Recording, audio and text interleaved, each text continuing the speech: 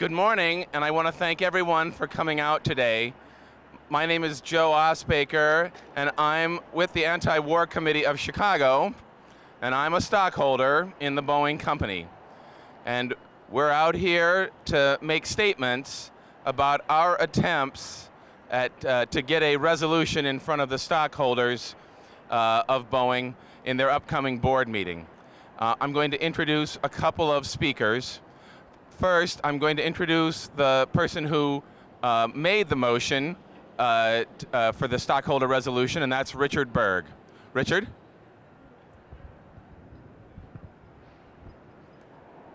My name is Richard Berg. On behalf of the shareholders that made this proposal, we're very pleased that the Securities and Exchange Commission ruled in our favor, the shareholders against the board of directors of Boeing, that we'd be allowed to vote on this proposal. We believe that Boeing is flying in the wrong direction. The boycott, divest, sanctions movement is spread worldwide to churches, labor groups, and others, and it threatens the viability of the company's shares, and we believe that it's also morally repugnant. And so for that reason, we're very pleased to be allowed to vote on this, and we want Boeing to be more transparent, to provide information about what they're doing, and to start doing the right thing.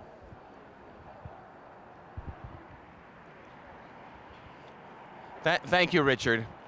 Next, Kate McIntyre is going to say a few words. Kate was our candidate last year for the Boeing Board of Stockholders, and she's also an activist in the Anti-War Committee. Kate? Thank you, Joe. I want to thank everyone for coming and everyone who participated in this collaboration that produced this shareholder proposal. Upon receiving this proposal, Boeing initially said the proposal could not be included because too few shareholders care about weapons sales to Israel. However, we found this inconsistent with the fact that in 2014, during Operation Protective Edge, millions of people across the globe protested Israel's assault on Gaza and the occupation of Palestine. This included a demonstration in Chicago that had over 10,000 people. We find Boeing's view inconsistent with the fact that over 7 major universities in the United States have passed divestment resolutions, including Boeing, due to Boeing's weapons sales to Israel, including most recently the University of Illinois, Chicago. SodaStream, a company targeted by the boycott, divestment, sanctions movement for operating a factory in illegal settlements in the West Bank, experienced a significant tumble in their share price in 2015 due to having to move to a new plant. We feel shareholders have the right to know that this kind of pressure and its consequences on stock value may impact Boeing if it continues to sell arms to Israel that aid its unpopular and brutal occupation. Amnesty International published a report on Israel's war crimes during Operation Protective Edge that included use of bombs consistent with the Mk-84. Boeing's Joint Direct Attack Munition, JDAM kits, are what make the Mk-84 a guided weapon. On July 23, 2014, 24 doctors and scientists published an open letter in a renowned medical journal stating, quote, "In the aggression of Gaza by Israel, we witnessed targeted weaponry used indiscriminately and on children, and we constantly see that so-called intelligent weapons fail to be precise unless they are used deliberately to destroy innocent lives. This can only reflect poorly on Boeing. Either their product does not work effectively, or they sell their product to war criminals." Yet in spite of this, in May 2015, Boeing agreed to a contract to provide more JDAMs to Israel. However, our proposal wasn't demanding an end to weapons sales to Israel, although I feel that morally, Israel's slaughter of over 1,500 civilians in a 50-day period, including over 500 children and over 250 women, warrants this demand. Our proposal was merely asking for transparency regarding Boeing's weapons sales to Israel to allow the other shareholders to evaluate and decide for themselves. But Boeing refused to allow even this small amount of democracy. Boeing felt justified in deciding unilaterally what shareholders do and do not care about, and even went as far as excluding our proposal because it did not fit within their vision. It was only when they were forced to by the Securities and Exchange Commission that they included the proposal. We plan on making the most of this opportunity to not only educate shareholders, but educate the community as well. We will unite those opposed to the occupation and opposed to those who profit from it, and deliver a strong message to the shareholders meeting this spring. This is despite Boeing's desire to silence us and to keep shareholders in the dark about the doings of the company they bought stock in. Thank you.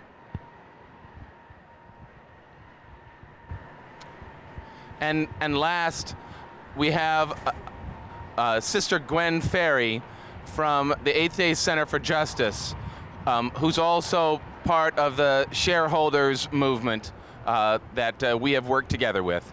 Gwen. Good morning. I'm Sister Gwen Ferry, a Sister of Charity of the Blessed Virgin Mary, one of many religious institutional investors, members of the Interfaith Center on Corporate Responsibility. As religious communities, we are certainly concerned about income from investments in order to support our ministries, as well as our aging and infirm members. However, a greater concern is how our investments are being used, hopefully to promote the common good, and that they are not being used to bring harm to others or to ourselves and our environment. It is for this reason that we support this resolution, which asks Boeing to provide a comprehensive report, omitting classified information, of course, of Boeing's sales of weapons-related products and services to Israel. There have been international boycotts against Israel for alleged violations of international law, including the destruction of innocent lives. We seek transparency from Boeing. Thank you. Thank you, Gwen. Now any of our speakers are available for questions and answers. So if the press has any questions. Sure. Is this the first time you've asked Boeing to act responsibly or to demonstrate that they have a commitment to humanitarian profile in global activities? No, we have been dialoguing with Boeing for several years. We filed a foreign military sales resolution with Boeing about 7 or 8 years ago, and we've been in at least annual dialogues with Boeing about their human rights, how they support human rights along their supply chain, as well as we've talked with them about drones and the other instruments of destruction that they make. One more question to follow up. Boeing also supplies weapons, aircraft, etc., bombs to Saudi Arabia, which has been implicated in serious criminal war crimes. Yes. In Yemen and other areas. Can you comment on that as a shareholder in this company? We object to any sales of military weapons that will be harming especially innocent people. Would you call for accountability on the part of the executive board of this corporation in that they're approving and ultimately responsible for the criminal actions of their sales? Yes, for sure. In fact, at a shareholder meeting a few years ago, I did ask the CEO what legal or ethical, moral obligation or responsibility they had at the time that their subsidiary, Jefferson, was providing extraordinary rendition. Does that translate as kidnapping? It is bringing people to other countries where they can be tortured. And what was the response? He said they don't question their clients, especially the United States government. Okay, thank you. Any other questions?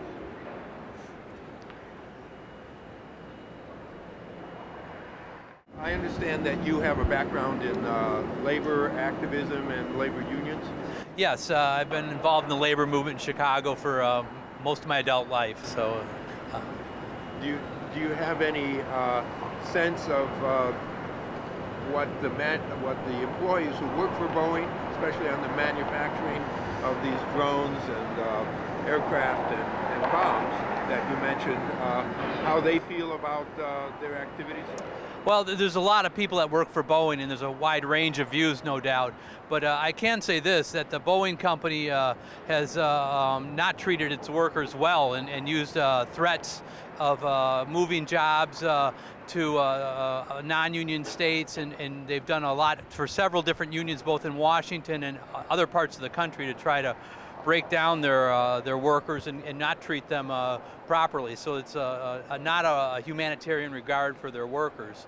And I think there's a feeling amongst all working people, not just those that work for Boeing, of solidarity with workers around the world and people around the world who are suffering. And so I see that, you know, in Boeing and everywhere else, and we're spending, you know, lots of money, tax money and other money. You know, this building we're in front of, you know, here in Chicago, the amount of city, state, and federal money that's went to Boeing, when it could have went to providing decent health care for working people, could have went to providing a housing and decent living for people. They're just enormous sums of money that we spend on death and destruction instead of on trying to build up humanity is appalling to us. And that's part of the reason we're here. Is there a conflict that you feel, being a owner, a stockholder in Boeing, and a beneficiary of the public welfare, that the corporation has extorted from the state and city governments in asking for and accepting those tax breaks, etc.? It's disturbing, for sure. I mean, for us and for most people in Chicago, I think we were proud when we heard Boeing was coming here, because we thought of commercial airlines. We thought of bringing people together from around the world that could, you know, bringing, where we have differences of opinion, where people could come together and talk, and you know, aircrafts can do that. But we weren't thinking about bombs and destruction and the thousands of civilians that have died in Israel and other places because of Boeing products. And yeah, we do feel duped by it.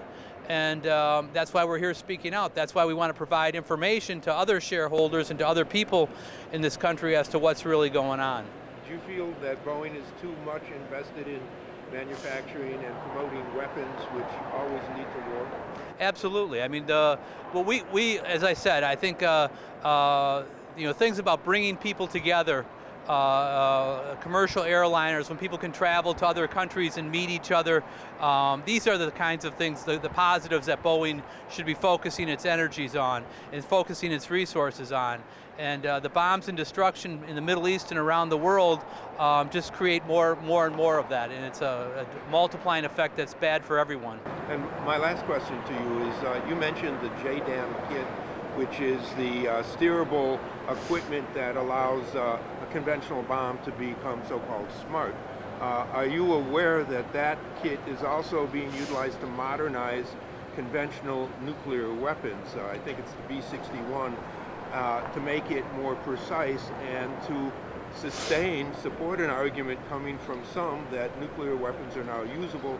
They're greener because, being more precise, they can use a lower yield to produce smaller quantities of fallout and still be effective. Yeah, this is an appalling argument. I mean, for us, we think there is no good nuclear weapon. Nuclear weapons have, we saw what they did in Hiroshima and Nagasaki, and now they say that that would be that would be a very small nuclear explosion.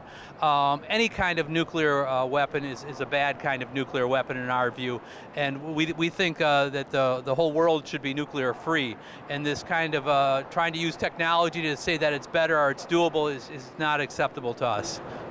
Thank you. Can you say your name? Richard Berg.